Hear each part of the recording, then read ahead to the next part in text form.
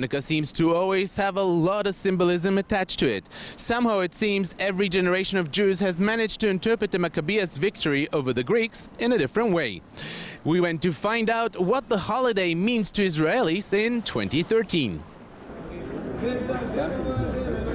Jeffrey Woolf of the Talmud Department at Bar Ilan University explains that Hanukkah is above all a celebration of the Jewish triumph against the persecution.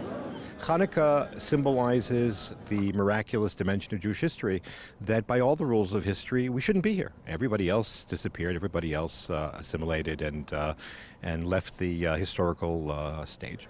And Jews are still here and they're still back in their country. So there's a sense of God working behind the scenes, which is one of the themes of Hanukkah too, because Hanukkah, if you look at it, is the story of a successful guerrilla warfare.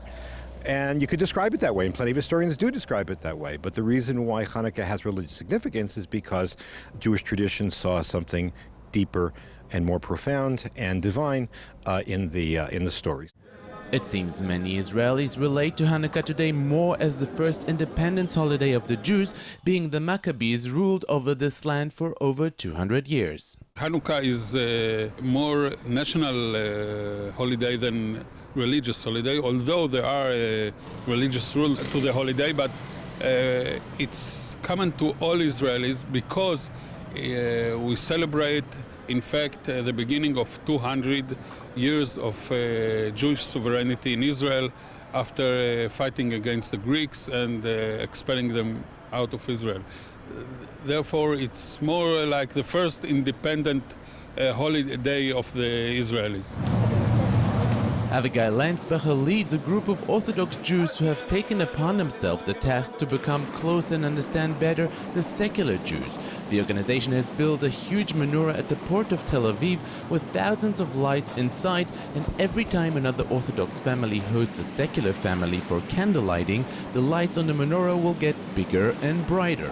In the past, the lighting of the Hanukkah was inside the houses and each family individually, and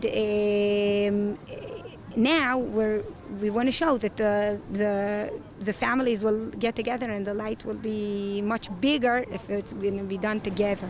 As Jews, we'll make the light bigger by making the Jews closer to each other and loving each other, understanding each other, knowing each other.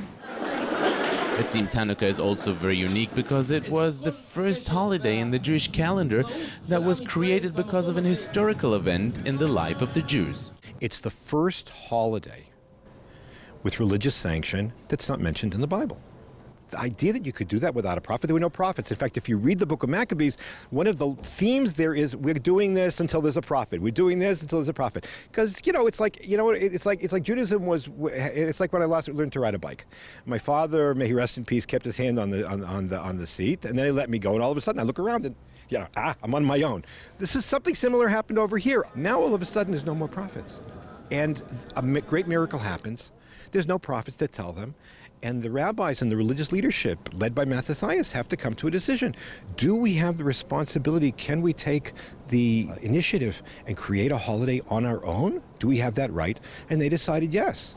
Hanukkah is undoubtedly one of the funnest Jewish holidays. Just don't forget all the calories while eating all the traditional food soaked in oil. For JN1, I'm Jacobsohn in Tel Aviv, wishing all our viewers around the world happy Hanukkah.